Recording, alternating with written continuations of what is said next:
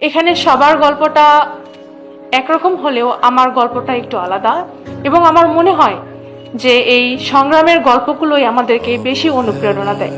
আমি যখন SSC test পরীক্ষা দিই তখন আমার বাবা ইন্তেকাল করেন। তিনি দীর্ঘ 6 বছর কিডনি রোগে আক্রান্ত ছিলেন। সপ্তাহে 3 দিন ডায়ালিসিস করতেন, এবং সেই 3 দিন আমার ছোট 2 ভাইকে আমার সামলাতে হতো, এবং সেই 3 দিন লেখাপড়া থেকেও আমার ছুটি ছিল। তো এত কিছু করে যখন আমার এসএসসি পরীক্ষা আসলো, আমি ঠিকভাবে পড়াশোনা করতে পারিনি। তারপরেও A+ পেলাম ঠিকই, গোল্ডেন পাওয়া হলো না, ভালো মার্কসও পেলাম না। তখন পরিবারের সবাই আমাকে বলতো যে মেয়ে তো এসএসসি পরীক্ষা দিয়ে দিয়েছে, এখন বিয়ে দিয়ে দাও। তখন সবার প্রথম যে ব্যক্তিটি এই সবকিছুর বিরোধিতা করেছেন তিনি হচ্ছেন আমার মা। সবার বিরুদ্ধে গিয়ে তিনি বলেছেন যে আমার মেয়েকে আমি পড়াশোনা করাবো। কিন্তু আমার মা ছিলেন গৃহিণী এবং তার ইনকাম করার কোনো সোর্সও ছিল না। আমি যেহেতু বিজ্ঞান বিভাগের শিক্ষার্থী ছিলাম এবং গ্রামে ভালো শিক্ষার ব্যবস্থা ছিল না, তাই আমাকে রংপুর শহরে আমি কোচিং করার জন্য গেলাম। সেখানে অনেক শিক্ষক আমাকে ডিসকাউন্ট দিলেন, সেটা না দিলে হয়তো আমি পড়াশোনা কন্টিনিউ করতে পারতাম না। আমার মামা এবং আমার নানি আমাকে যে অর্থ দিয়েছিলেন আমি সেটা দিয়ে আমার পড়ালেখা চালিয়ে গিয়েছি, এবং রংপুর শহরে কোনো ভালো কলেজে ভর্তি হতে পারিনি ওই অর্থের কারণে। ভর্তি হয়েছিলাম আমার গ্রামের কলেজে, শুধু পরীক্ষা দিতাম। গ্রামের কলেজে পরীক্ষা দিতে আসার কারণে আমি অনেক ক্লাস মিস করি, যার কারণে অনেক গ্যাপ হয়ে যায় এবং আমার A+ আর পাওয়া হয়নি। যখন A+ পাওয়া হলো না, সবার অনেক কথা শুনতে হয়েছে।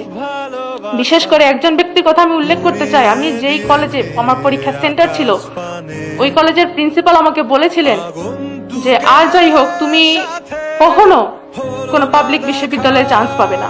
এরপর যখন অ্যাডমিশনের সময় শুরু হলো, সব বিশ্ববিদ্যালয়ের ফর্ম আমি তুলতে পারিনি, কারণ প্রতিটা বিশ্ববিদ্যালয়ের ফর্মের কম বেশি 1000 টাকার মতো লাগতো। 2-3 জায়গায় করেছি।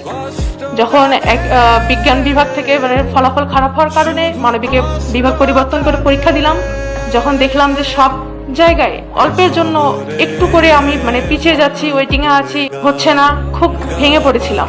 আর আশেপাশের মানুষের কথা তো ছিলই। তখন আমি নামাজ কখনো বাদ দিইনি, এবং শেষ যেদিন আমার জগন্নাথ বিশ্ববিদ্যালয়ের পরীক্ষার রেজাল্ট দিবে, আমি আল্লাহকে শুধু এতটুকুই বলেছিলাম যে আমার জন্য যা আছে তুমি তাই রেখো, এবং তোমার সকল সিদ্ধান্তে আমি সন্তুষ্ট। এবং পরবর্তীতে সকালে আমি দেখি যে রেজাল্টে আমি দেশের মধ্যে 106তম হয়েছি।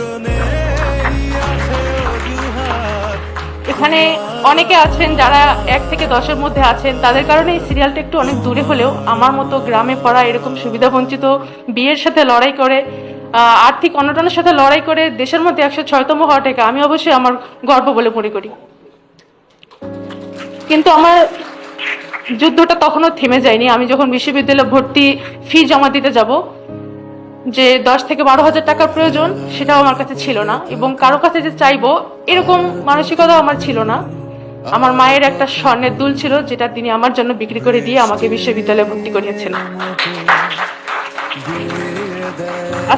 আজকে যদি আমার বাবা বেঁচে থাকতেন, আমাকে এখানে দেখে অনেক খুশি হতেন। আমি সবাইকে বলবো আমার বাবার জন্য দোয়া করবেন, এবং আমার সকল অর্জন আমি আমার মাকে উৎসর্গ করতে চাই।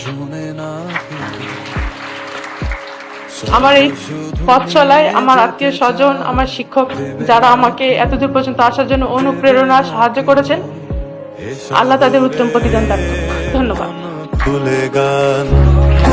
পাখি নেই পিছু